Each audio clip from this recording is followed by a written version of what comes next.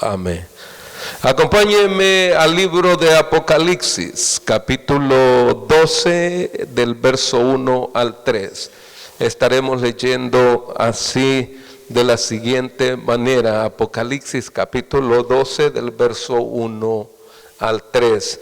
Y dice así la palabra de Dios de la siguiente manera: Apocalipsis 12, del 1 al 3.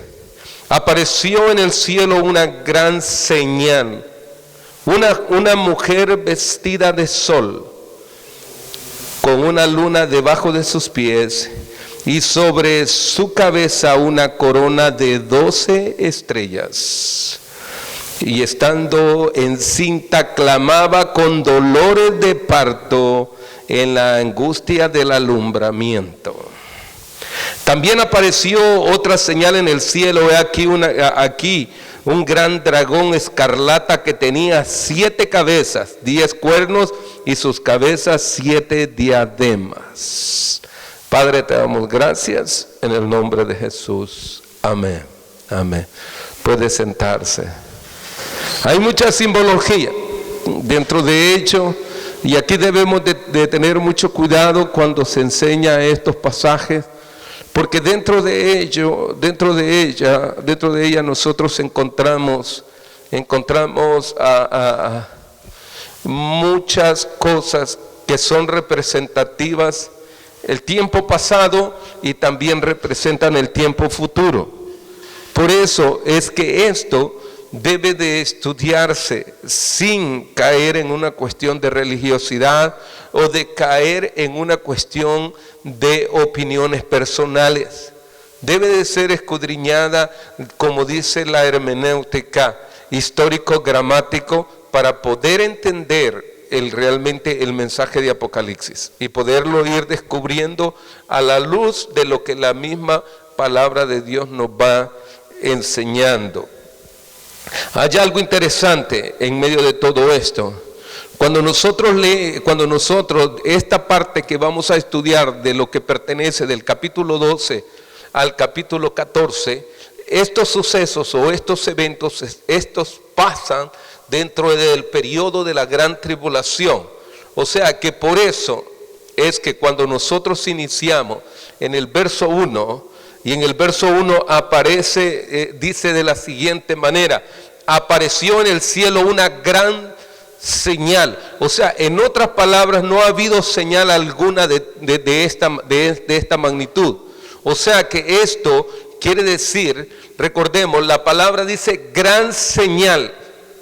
Esto es una señal, como muchas veces nosotros hemos visto que aparece el arco iris, y ahora nosotros lo tomamos muchas veces como algo natural ya. Pero esto será algo que llamará la atención en medio de la tribulación. Es algo que vendrá y todo ojo verá todo esto que está aconteciendo. Por eso es que al observarlo nosotros debemos de darnos cuenta que del capítulo 12 al 14 nosotros vamos a encontrar alrededor de 7 protagonistas simbológicamente, y los cuales cada uno de ellos de antemano, voy a dar ya la respuesta para que nosotros podamos gozarnos con lo que viene. Por ejemplo, aparece lo que es la mujer, esa mujer que aparece allí. Si me ayudas allí, esa imagen que aparece allí, donde aparece la mujer representa a la nación de Israel. Luego también aparece ese dragón representa a Satanás. El hijo varón representa al Mesías. Miguel es el capitán del ejército celestial. El remanente fiel es la nación de Israel, y la bestia que surge del mar es el anticristo. También, de la misma manera, la bestia que surge de la tierra, ¿se recuerdan que hace una semana estuvimos hablando del abismo, de aquella bestia que salía de en medio de la tierra? Bueno, ese también va a ser el falso profeta también. Por lo tanto, aparecen siete símbolos acá, o 7 personajes que hay que seguirlos muy de cerca conforme vayamos estudiando, para que nosotros tengamos una mejor idea de qué es lo que en realidad se sigue hablando dentro de ellos. Pero los 5 primeros que mencioné, esos tienen que ver en el capítulo 12. Por lo tanto, será interesante observar observarlos a cada uno de ellos. Pero por ejemplo, surgen preguntas dentro de esto. ¿Quién es esa mujer? ¿Qué simboliza? ¿Qué tienen que ver las estrellas? ¿Quién es ese hijo varón que está allí? Y todo ello lo vamos a ir de una manera muy importante, irlo nosotros desarrollando conforme vayamos siguiendo el estudio. Aunque en el capítulo 12, el capítulo 12 nosotros lo podemos dividir realmente para llevarlo adelante, lo podemos dividir en 7 secciones. La primera de ellos es la señal mencionada en el capítulo 1, en el cielo, la mujer, la nación. El segundo es esa señal que hace el dragón. Tercero, que es la protección divina acerca de esa mujer, porque esa mujer también va a sufrir y se va a llevar a cabo también una guerra allá en el capítulo 7, del 7 al 19. También la sexta que aparece ahí es la alabanza celestial, donde se lleva a cabo la derrota del anticristo, o sea, del dragón. Y eso es en el capítulo del verso 10 al 12. Y por último estaremos viendo el dragón cuando viene a perseguir a la mujer y a la simiente. Y todo esto tiene que ver con simbolismos, pero que naturalmente deben de ser interpretados correctamente para saber a dónde es que nosotros estamos llevando a cabo de ello. Esto también tiene una conexión con el capítulo 9 de Daniel, porque esto también tiene que ver con las 70 semanas de Daniel, donde es el periodo de ¿qué? El periodo de la tribulación. Y dentro de ellos se lleva a cabo todo esto. Quiero iniciar con el verso 1, donde él comienza diciendo: y apareció en el cielo una gran señal. ¿Será esto algo realmente, algo que llama la atención?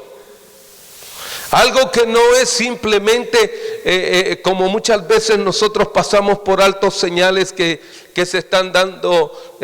Por ejemplo, algunas veces nosotros vemos algunos aviones que van dejando una señal en el aire y van ellos a propósito también despiden ese humo para que quede esa señal marcada en el cielo. Y yo creo que estamos tan acostumbrados que yo creo que cuando lo hicieron por primera vez todo el mundo se quedó diciendo: wow, qué cosa más grande. Ahora, pero sin embargo esto va a ser algo que va a llamar la atención. Llama la atención dentro de ello, porque en la traducción del griego aparece como maravilloso, algo grande. O sea, estas cosas vienen a ser hasta en un sentido, por eso dice señal grande, porque tienen que ver en un sentido espiritual. Por lo tanto, ahí es donde el entendido, el que es cristiano, entenderá las cosas que están pasando y que la venida del Señor está más cerca que nunca. ¿Por qué? Porque hay muchas señales que algunas veces nosotros no queremos ir entendiendo, pero la venida del Señor se va acercando cada día más. Ahora, pero dentro de ello, cuando Juan expresa esto, hay algo que llama mucho la atención, y esto es para todos aquellos que interpretan la palabra. y debemos de darnos cuenta en esto.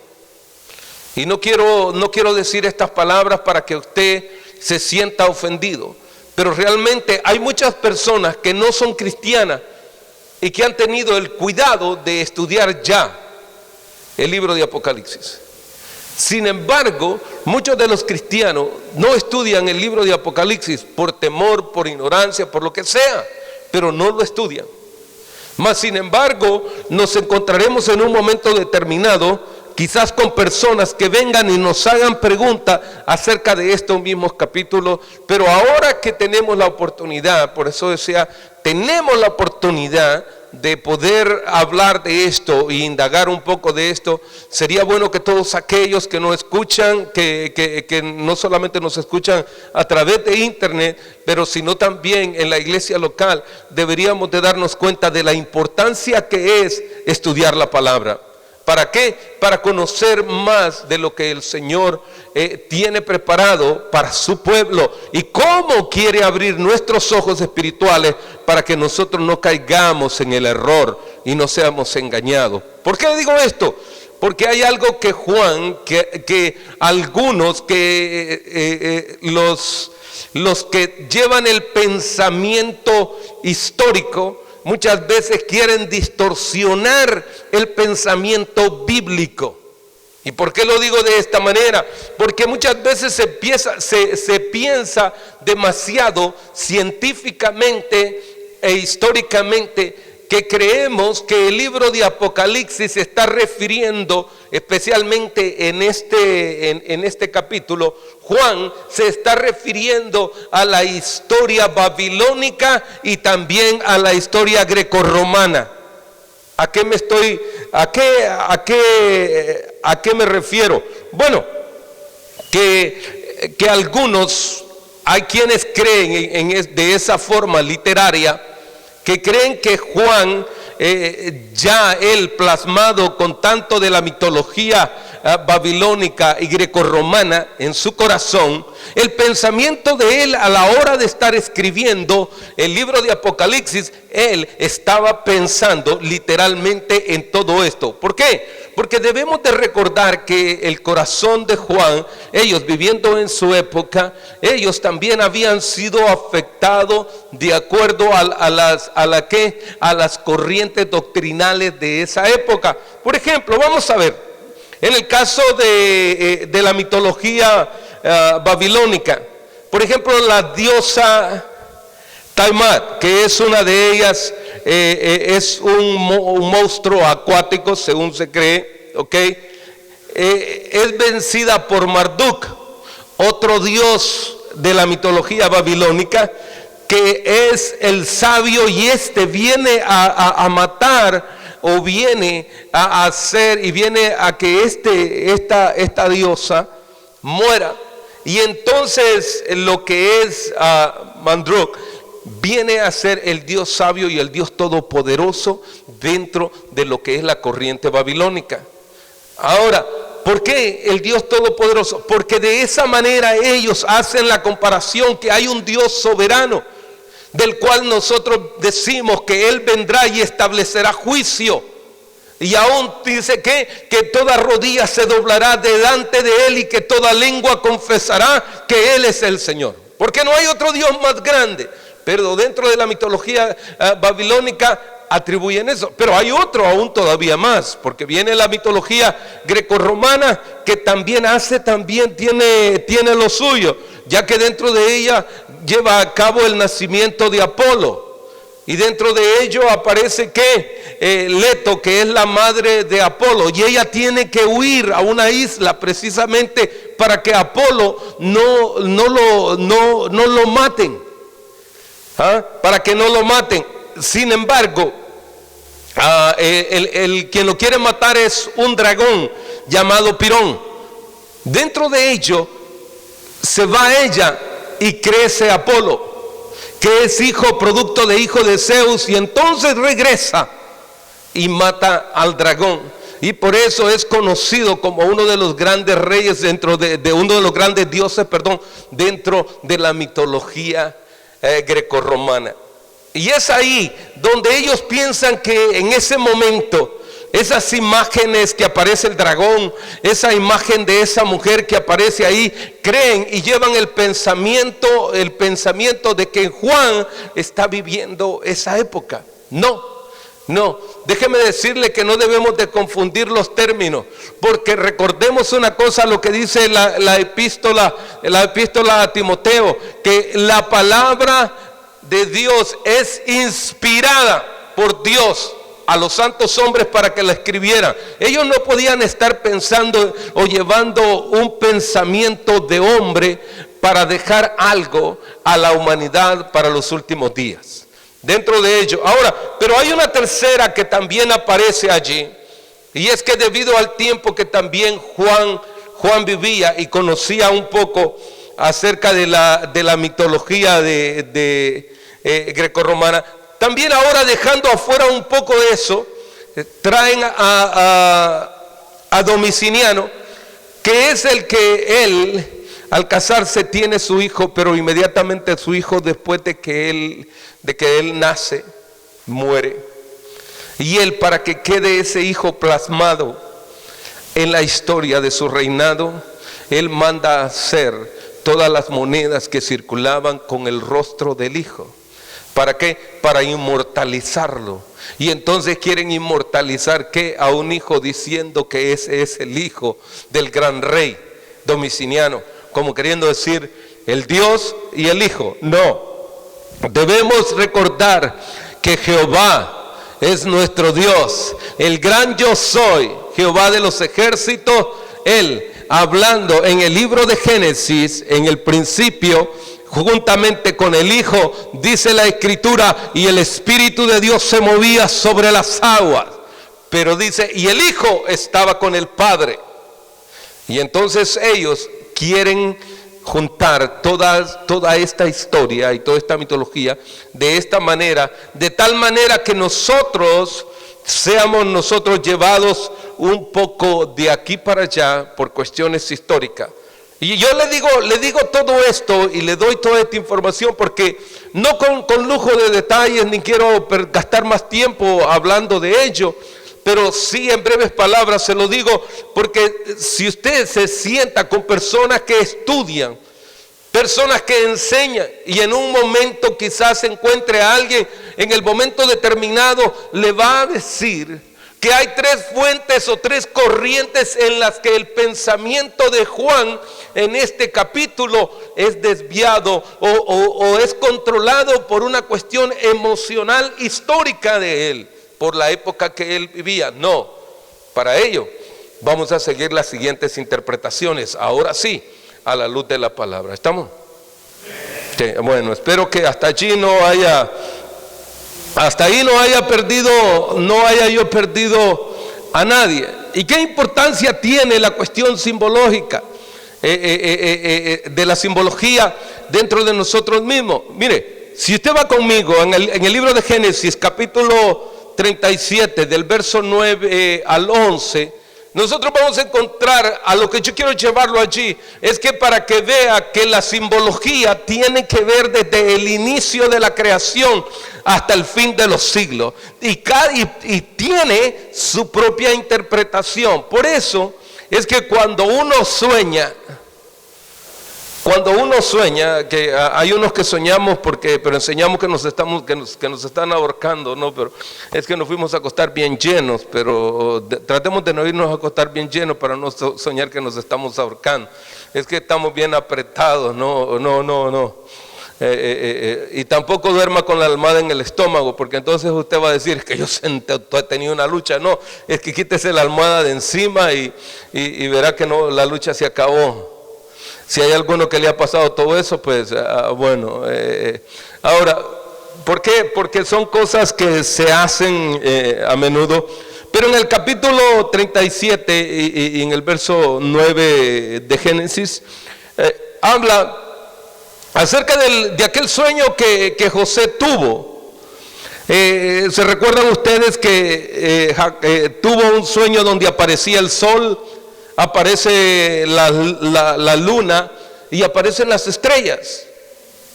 Y si usted lo va leyendo allá, yo no quiero detenerme leyendo más para no entrar en detalle en ello, porque quiero regresar al capítulo 12 y espero que el reloj esté correcto ahora, sí, no esté malo. ¿Por qué digo esto? Porque si nosotros dentro de la interpretación del pasaje, en el cual nosotros nos damos cuenta que el sol simboliza a Jacob, a su padre, y la luna representa a Raquel, su madre, y las 11 estrellas que aparecen ahí son sus hermanos. O sea que la interpretación es bastante sencilla de esa manera. Y se recuerda que aún su padre, en su momento, cuando él sueña, también le dice, oye, y todos nos postraremos delante de ti. O sea, que debemos de darnos cuenta que qué importante es la aplicación de un sueño para el momento en el que se está llevando a cabo. Y escatológicamente, nosotros al estudiar el verso 1 y el verso 2 y el 3, nosotros estamos estudiando señales que acontecerán. Por eso dije señales que acontecerán, y algunas de ellas ya acontecidas en el Antiguo Testamento.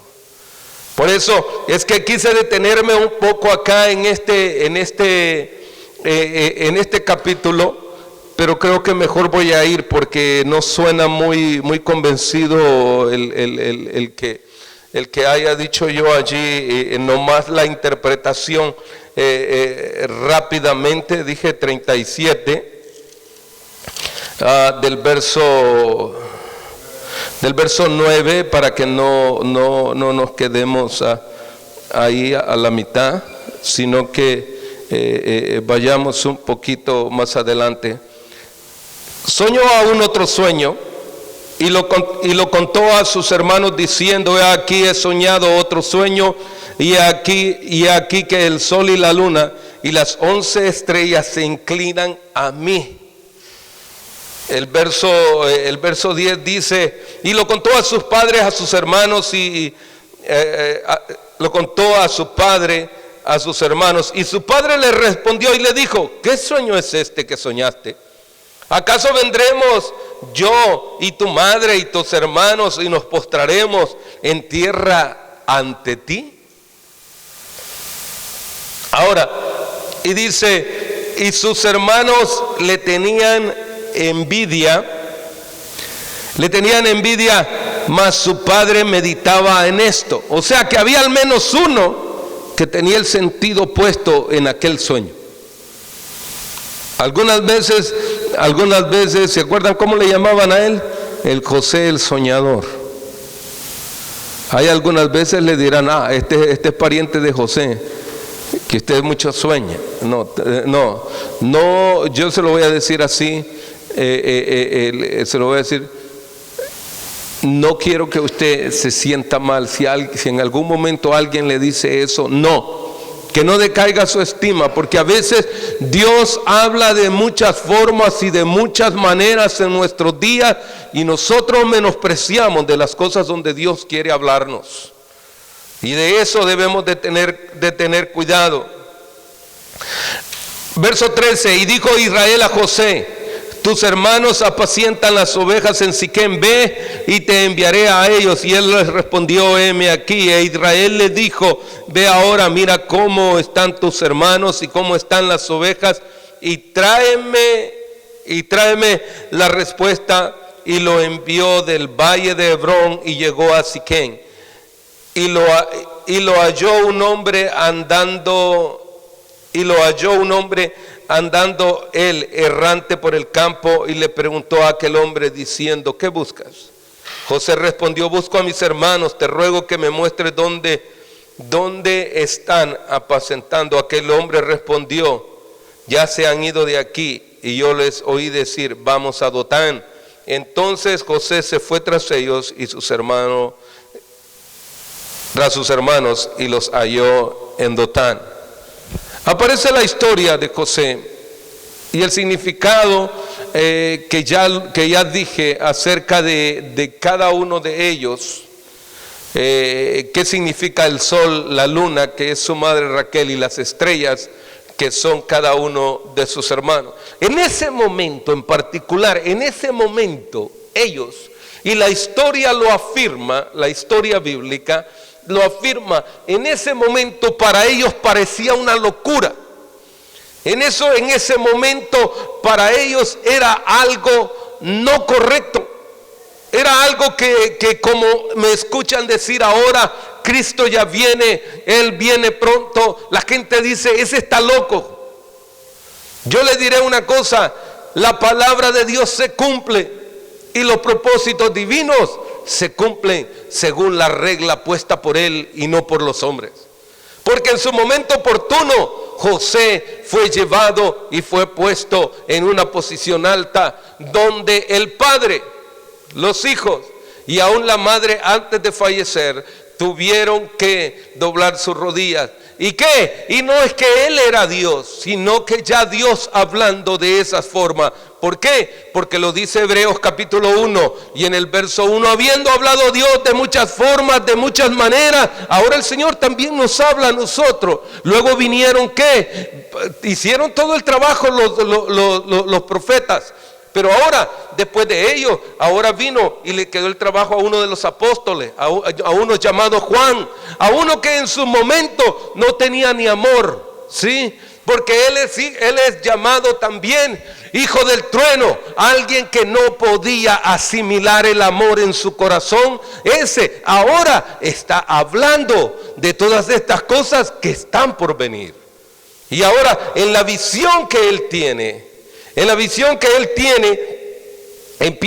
empieza hablando acerca de ello. Y dice, y apareció en el cielo una gran señal, verso 1 del capítulo 12 de Apocalipsis, dice, una mujer vestida de sol. O sea, algo resplandeciente. Y dice, y esta mujer, había algo interesante.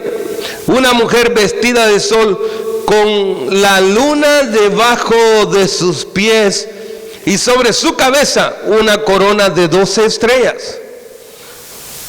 Si usted nota la figura, y yo quiero que por un momento, antes yo de continuar o dar paso más a la interpretación bíblica, yo quiero que usted observe y que a usted se le viene a su cabeza. ¿Qué es lo que usted piensa al ver una fotografía de esas? Dentro de ello, la primera cosa que se viene, y es la más común y la más fácil de interpretar, y ahora sí lo voy a decir así abiertamente, una forma de interpretación inmediata es la interpretación de la iglesia tradicional, diciendo que esta mujer que aparece acá es la Virgen María. No. Y para ello es necesario tener cuidado en el resto de la interpretación del verso. Porque si usted se da cuenta, dice que ella está relumbrante así como entre medio del sol. A sus pies tiene la luna, pero en su cabeza también tiene que ver dentro de ella. Esas estrellas tienen un simbolismo, son 12. Son 12.